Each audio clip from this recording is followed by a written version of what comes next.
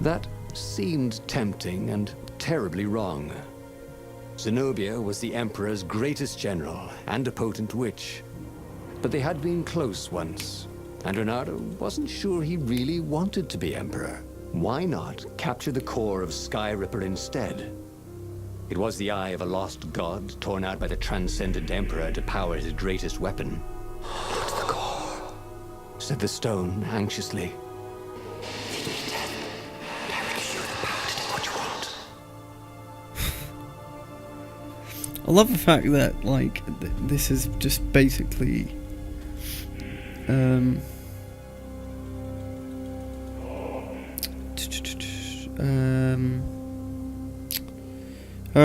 whatchamacallit, wow, okay, I've literally just forgotten what I was saying. Oh no, that was it. I love the fact that it's just voiced by, like, one person, that's it. So, which is pretty neat. Cool, yeah, I don't even know.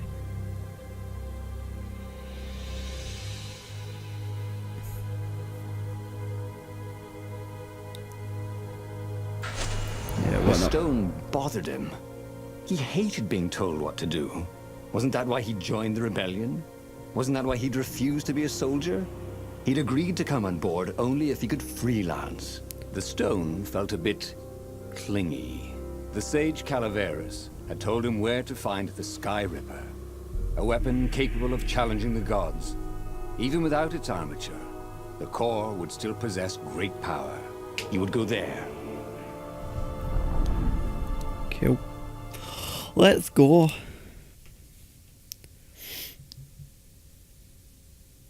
So,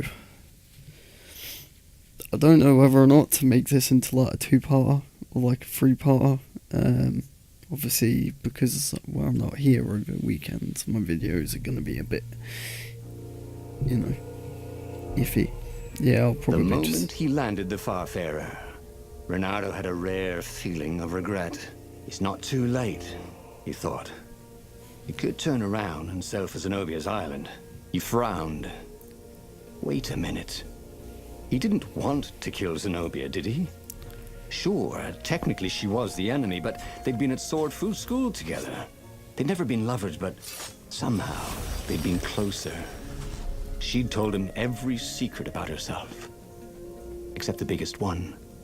That she was the Emperor's daughter. No. Kill Zenobia, whispered the stone. Before it's too late. Dear Zenobia, Director of the Academy has told me how much he is impressed by your academic performance and leadership. Somewhat I doubt this was a session of bootlicking. Nice. Or quote-unquote arse-licking. I've seen plenty of those. That I'm told is sincere and proud of you, my daughter. You'll make a fine empress one day. In my own great news, Professor Calaveras has been studying the Nexus, and he's made a bold observation. Toad's true genius. You know how the island is unique, constantly chaining the crystalline formations, appearing island fragments, merging, splitting, slowly drifting, held together by some invisible threads. Professor Calaveras is convinced those changes are not random, but rather indicative of the living nature of the island. He's observed that certain changes on the Nexus follow or sometimes precede a turbulence on another island, landslide, quake, flood. Nexus seems to make resonate with these events. Maybe islands are a hive mind of Nexus's brain. In any case, I'm funding a permanent scientific observatory on the Nexus. It will attract the Empire's greatest minds with Professor Calaveras at the helm. I anticipate a great age of enlightenment for the Emperor. With love, Father. Fun.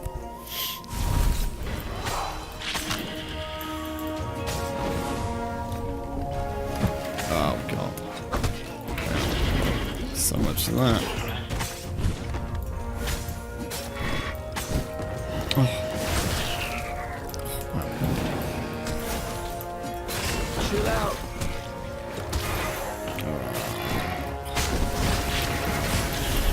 again. Almost dead.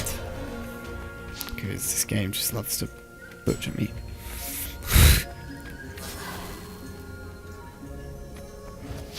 Okay.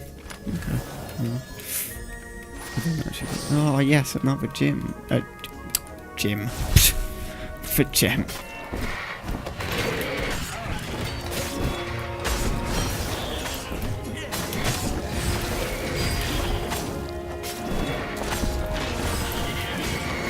Oh no.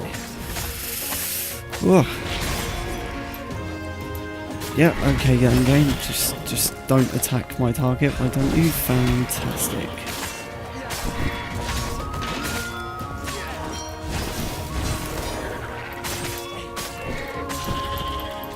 There we are. Lovely job left.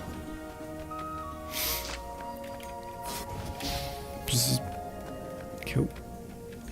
Nyong. There had to be something useful in these things, didn't there? Apparently not. You almost never saw wild gogglers together like this. The toads had to train them not to peck each other to death. So these had to be imperial gogglers. That meant ravens were up ahead. Ow.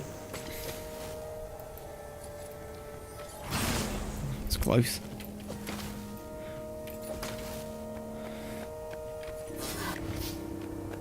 The stone hadn't lied about what it could do for him.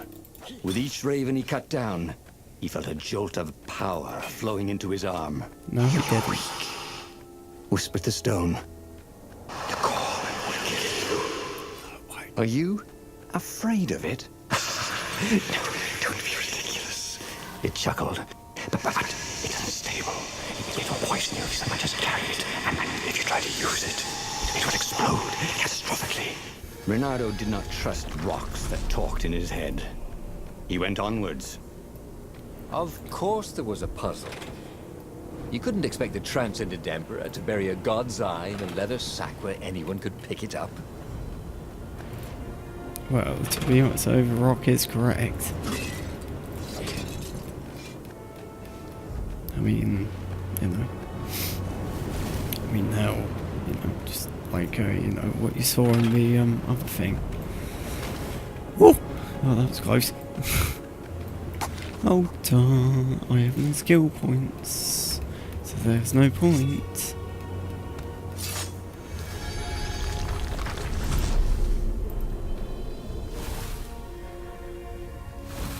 Everybody who wants to die, raise your weapon. All right.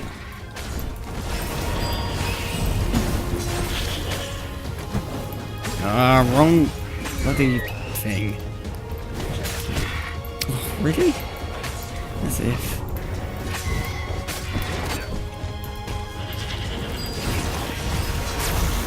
There we are. Ooh. Nope, nope.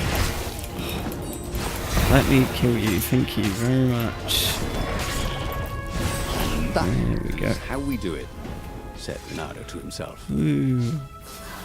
Another achievement. Oh, and there is As he the approached thingy the core. core, the stone became hysterical.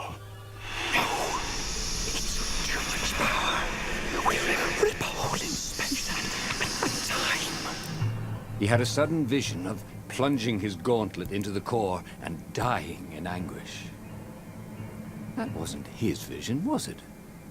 The stone had sent him its darkest fears, hadn't it? He had a sudden impulse to do exactly that. He raised his right fist and plunged it into the core. There was a rush of light. He thought he could hear the stone screaming. And then he passed out. When Reynardo came to, the core was gone.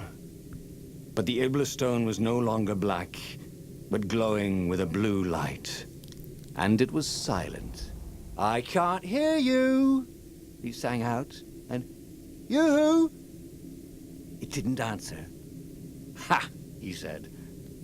He had defeated the demonic gem with the power of his mind. He felt invincible. It was time to attack the Imperial outpost on the Nexus. Take the battle to the enemy.